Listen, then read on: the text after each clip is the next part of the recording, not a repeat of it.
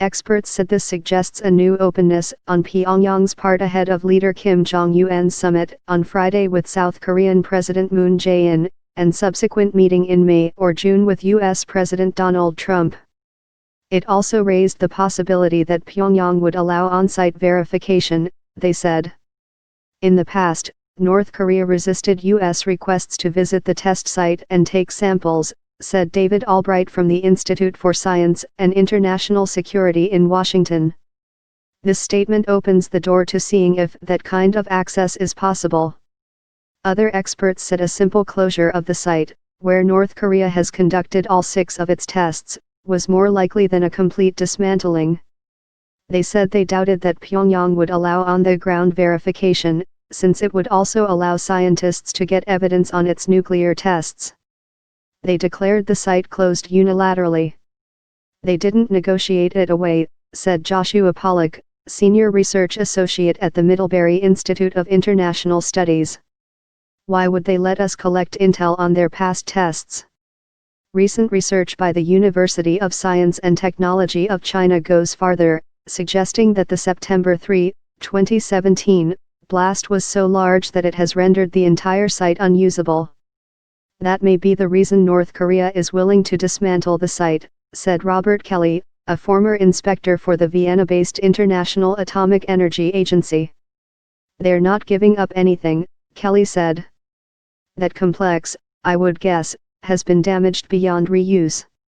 But 38 North, a website run by the Johns Hopkins School of Advanced International Studies, says satellite imagery shows tunneling was conducted this year, suggesting the site is still operational, although recent activity has slowed considerably.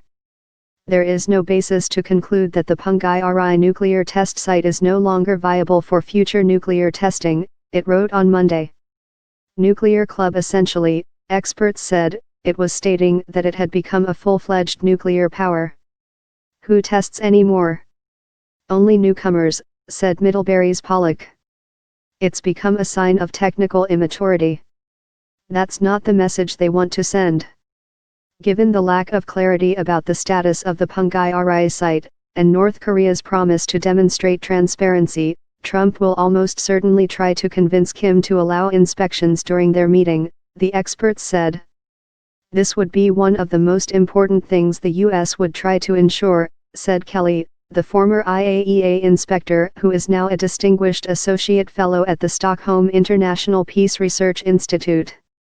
The IAEA, which in the past has inspected North Korea's Yongbyon nuclear complex but never Pyongyang, has said in a statement that it stands ready to contribute by resuming our verification activities in the country once a political agreement is reached. The United States may push for the Defense Threat Reduction Agency, part of the Department of Defense, to conduct the inspections, said Kelly. But North Korea, if it allows inspections at all, is likely to prefer an international group over an American one. If permitted into the site, the inspectors, whichever organization they represent, would likely walk into the tunnels or send in robots to determine if their state, and possibly use ground-penetrating radar from above, Kelly said.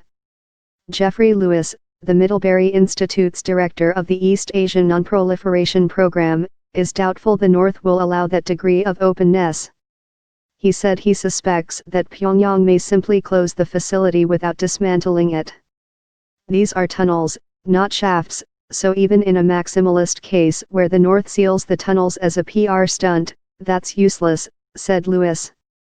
You can just open them back up.